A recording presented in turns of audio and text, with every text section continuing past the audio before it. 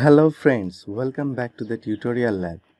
Today in this video I am going to show you how to make a strong Facebook password.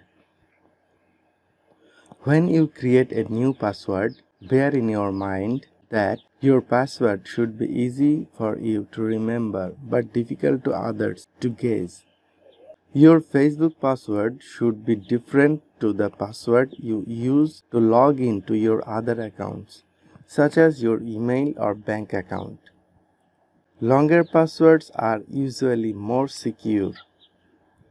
Your password should not be your email address, phone number, or date of birth. If you see a message letting you know that the password you have entered isn't strong enough, try mixing together uppercase and lowercase letters. You can also make the password more complex by making it longer with a phrase or series of words that you can easily remember, but no one else knows. That's how you can create a strong password for your Facebook account. That was our today's video. I hope you like this. Please give a like and share with your friends. Thanks for being with the tutorial lab.